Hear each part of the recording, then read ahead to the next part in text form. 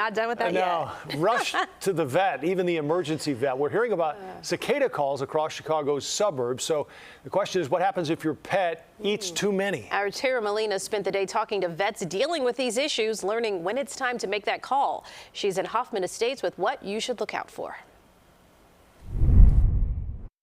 We don't want to worry you, pet owners. It's very rare for a cicada issue to become an emergency for a dog like Kevin here. But they are seeing cases across the area. So here's what experts say you should know.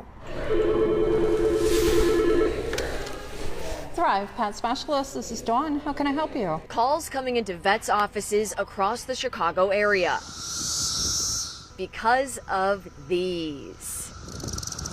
The dogs, they basically think they're like potato chips. They're crunchy, they eat them. But only the worst potato chip cases Oh boy. make it to Dr. Jenny Cullen in Hoffman Estates. From an emergency standpoint, the worst cases that we've seen is like a small dog trying to swallow it and maybe choking on it. They're a 24/7 ER and specialty medicine center, prepared for the worst. But thankfully, We haven't had any cases where ingestion of cicadas has led to anything life-threatening.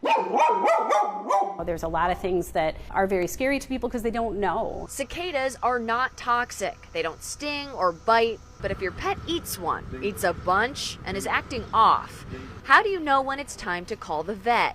Dustin Kammerer just made the call to Dr. Jay Whittle in Palos Park.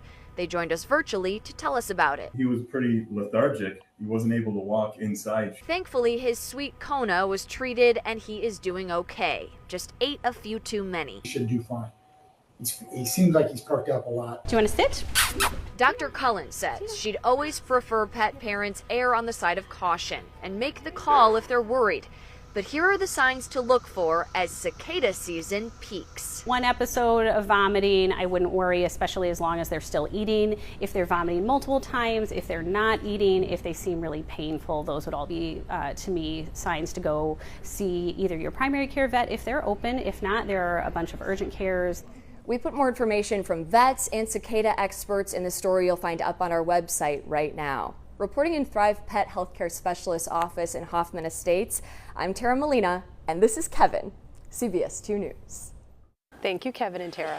You know, considering all that they eat and all that they won't eat, you know, I'm surprised they survive without humans, you know, dogs. There are some that don't eat cicadas. Like mine's a little too picky for that. Yeah, wow. Yeah.